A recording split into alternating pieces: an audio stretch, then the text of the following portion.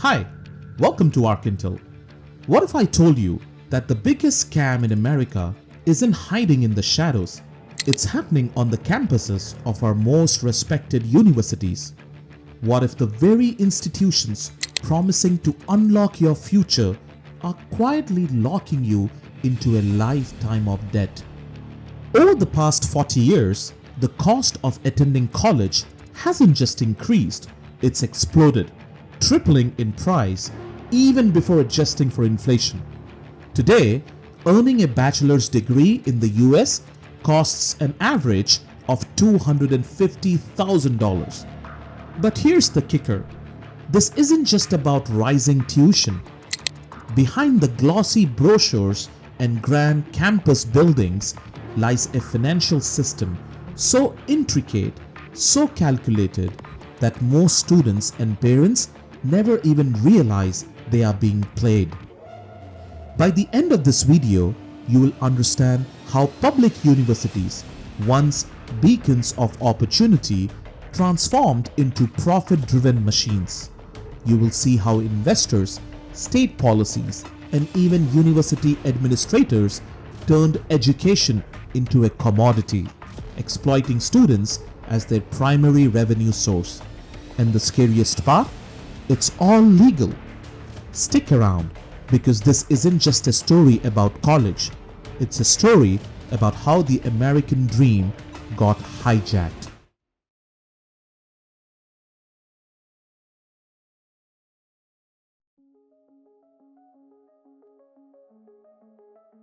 Let's rewind to the early 20th century when public education was considered a public good.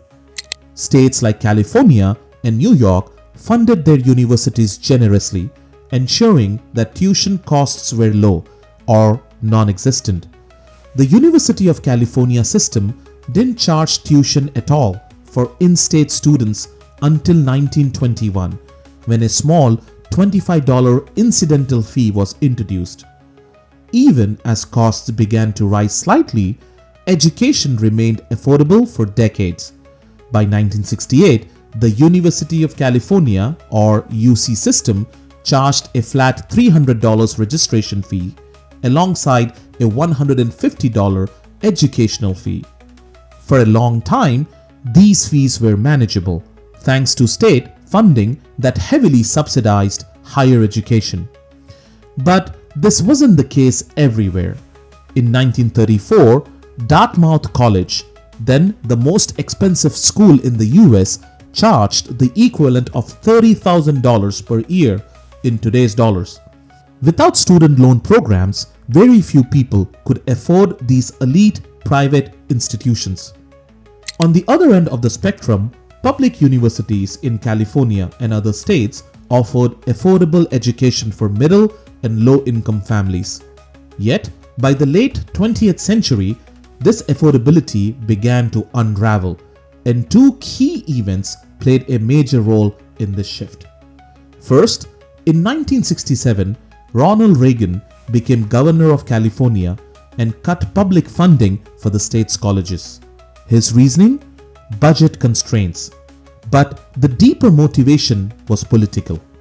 Reagan and his advisors worried about what they called an educated proletariat, that is, working class students entering higher education, gaining critical thinking skills, and organizing resistance movements, particularly against the Vietnam War.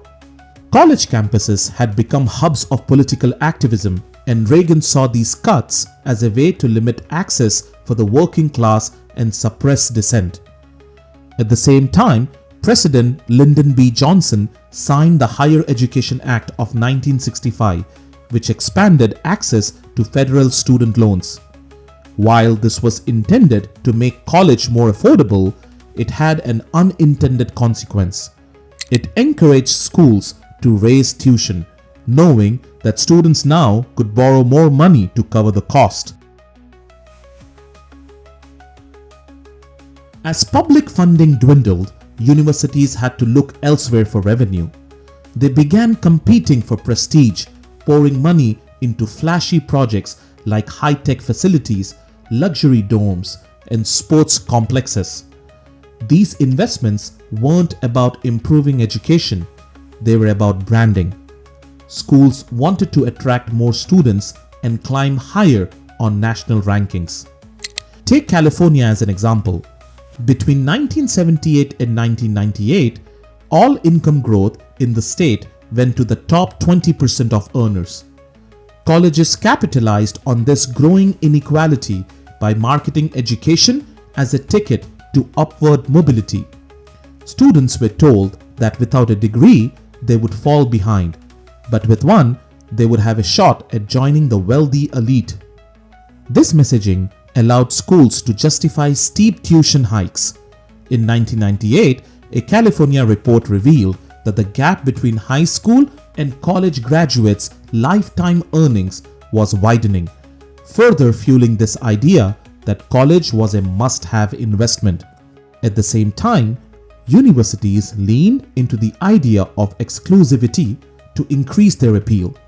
By spending heavily on facilities and campus amenities, schools created an image of luxury and privilege, making a degree from their institution seem more desirable and more worth the cost.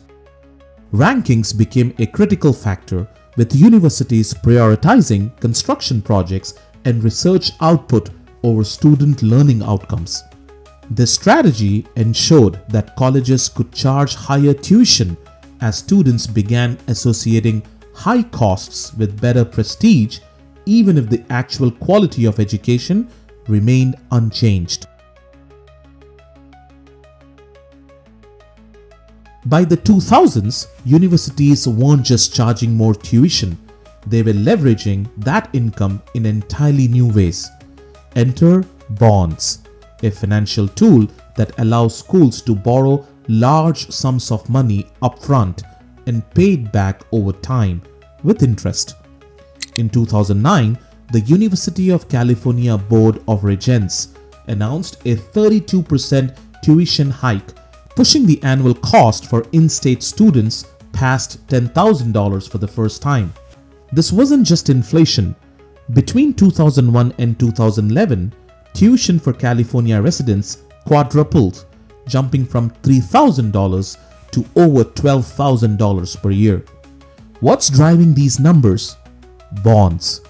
Schools issue bonds to fund new construction projects like dorms, research facilities, and sports arenas. To attract investors, universities highlight their ability to raise tuition and maintain demand, making them a safer bet than state bonds. But here's the catch.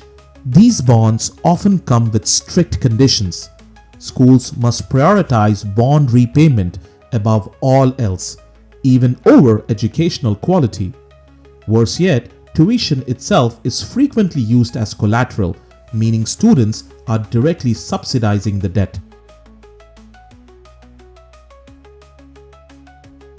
The biggest winners in this system are the investors holding university bonds.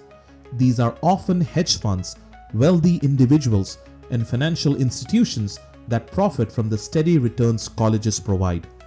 Meanwhile, the burden falls hardest on students from low-income and minority backgrounds. These groups are disproportionately affected by rising tuition and student debt, which often leave them with fewer career opportunities and a greater financial burden. The wealth gap only grows as wealthy families can pay out of pocket while others are saddled with loans that take decades to repay. Faculty are also hit hard. By some estimates, 70% of professors in the US are now part-time, with little job security and lower pay. Operational staff like dining and custodial workers are outsourced to private contractors, cutting wages and benefits further. Despite this, university administrators are thriving. After 2004, top executives in the UC system saw their salaries reset to private sector levels, earning 6 or even 7-figure paychecks. Here's how the system perpetuates itself. First, universities raise tuition to cover operational costs or service debt. Second, The additional revenue is funneled into new construction projects like luxury domes, gyms, and research centers, not to improve education but to boost the school rankings and prestige. Third, this branding attracts more students, increasing revenue further, which allows colleges to borrow more money and repeat the process. The result? Tuition rises every year, yet educational quality declines.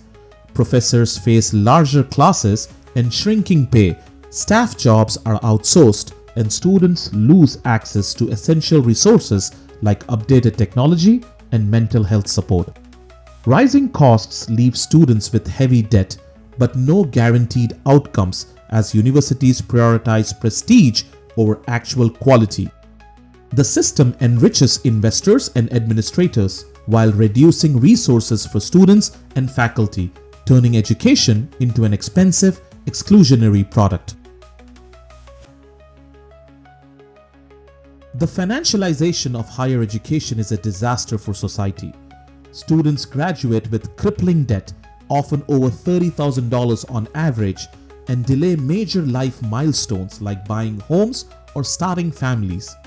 This debt also stifles economic growth, creating long-term instability for millions. Colleges, once seen as equalizers, now widen the gap between rich and poor.